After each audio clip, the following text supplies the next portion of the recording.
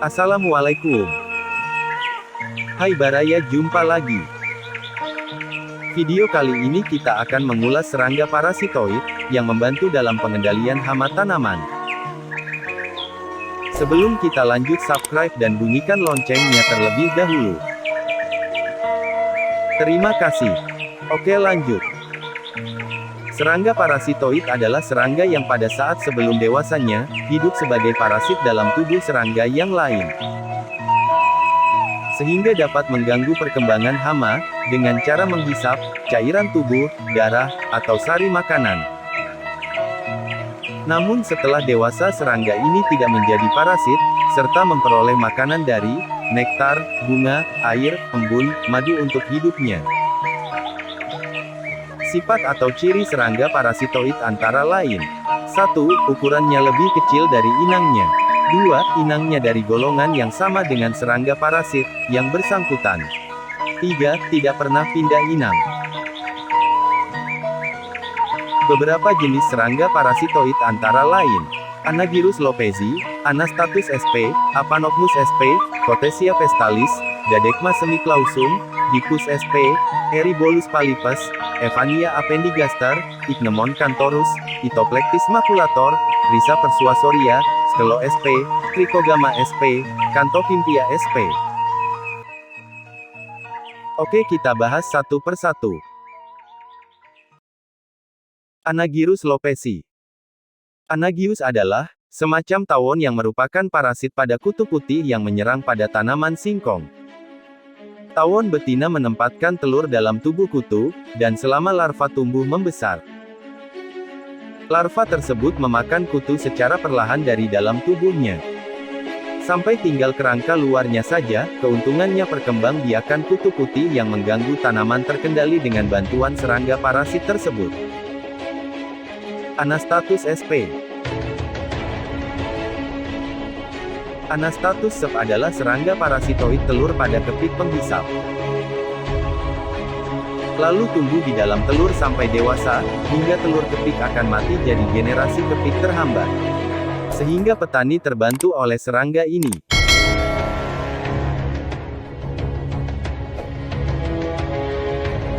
Apanopmus sp.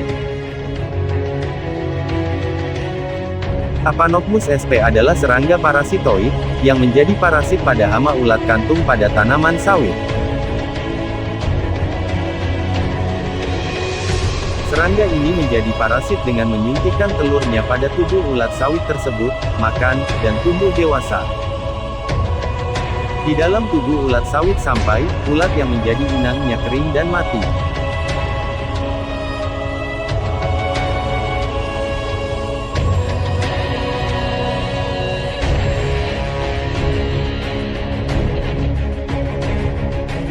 Kotesia pestalis.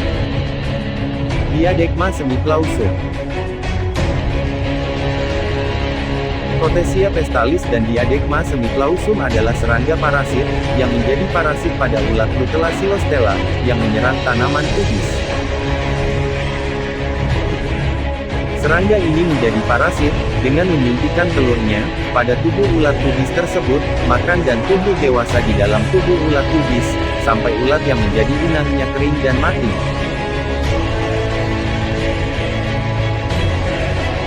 Hippus sp. Hippus sp adalah serangga yang menjadi parasit pada ulat jengkal. Serangga ini menyuntikkan telurnya pada tubuh ulat. Larva dari serangga ini memakan cairan dalam tubuh inangnya. Setelah dewasa baru parasit tersebut keluar. Lalu tumbuh menjadi parasit baru. Eriborus polypus.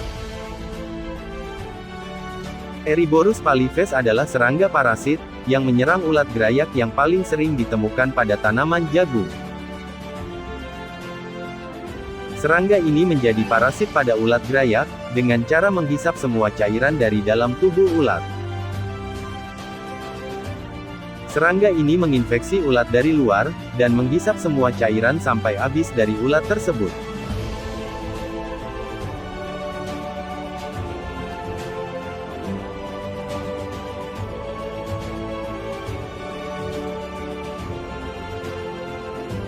Evania appendigaster.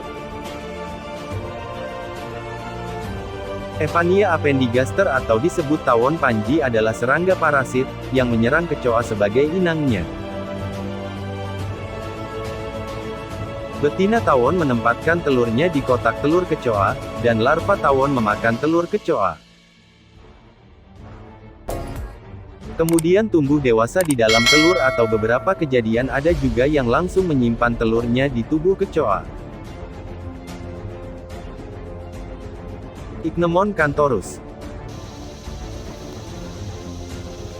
Ichneumon canthorus atau sering disebut tawon Darwin adalah serangga parasitoid yang menyerang serangga dan laba-laba. Tawon betina akan menempatkan telurnya pada serangga dan laba-laba tahap dewasa, yang akhirnya membunuh inangnya. Dengan demikian tawon ini mempunyai peran sebagai pengatur populasi serangga hama. Baik dalam sistem alami maupun semi-alami, menjadikan tawon ini bagus untuk dijadikan pengendali biologis. Itoplektis maculator. Itoplektis maculator adalah serangga parasitoid, yang sering ditemukan pada tanaman mawar. Serangga ini menjadi parasit, dengan memasukkan telurnya ke dalam kokon ulat pada tanaman mawar. Sehingga ulat yang ada pada kokon akan mati, karena dimakan oleh larva serangga parasit.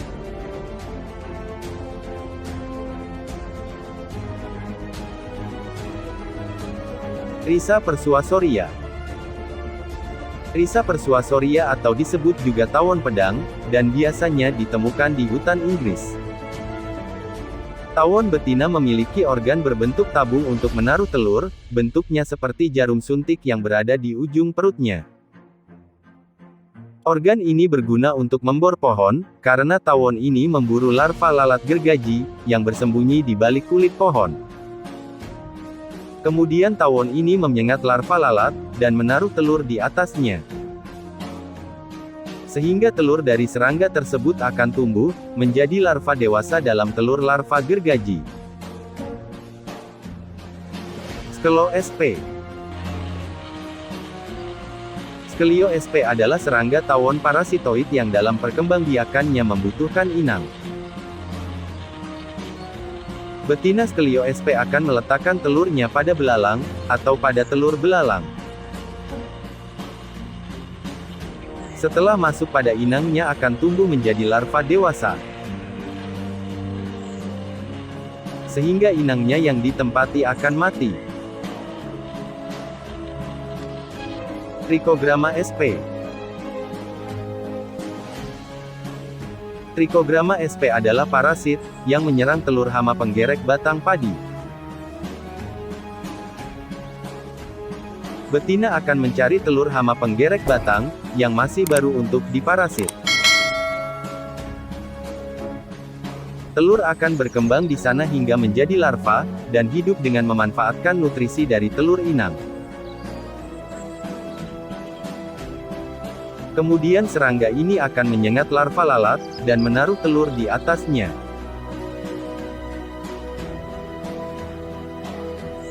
Cantopimpla. Cantopimpla sp merupakan serangga parasitoid, yang menyerang ulat penggulung pisang.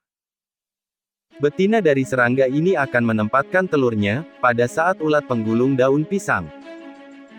Memasuki tahap metamorfosis berbentuk kokon, hingga telur dari serangga tersebut tumbuh menjadi larva. Serangga tersebut hidup dengan memakan nutrisi dari tubuh ulat sampai ulat tersebut mati. Setelah menjadi larva dewasa kemudian keluar, dan melanjutkan hidup dengan bahagia. Tak seperti parasit BUMN titipan partai, yang menduduki posisi penting dalam BUMN tapi enggak punya kompetensi. Musisi bisa jadi komisaris yang kerjanya paling gabut, yang capeknya direksi tapi, dia, bergaji selangit.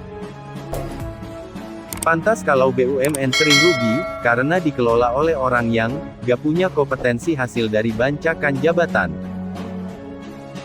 Semoga video kali ini bermanfaat, bisa menambah wawasan kita, tentang keanekaragaman serangga yang bermanfaat bagi petani. Video selanjutnya, masih mengenai binatang, yang bermanfaat bagi dunia pertanian. Akhir kata, sekian, dan terima kasih, karena sudah menonton. Wassalamualaikum.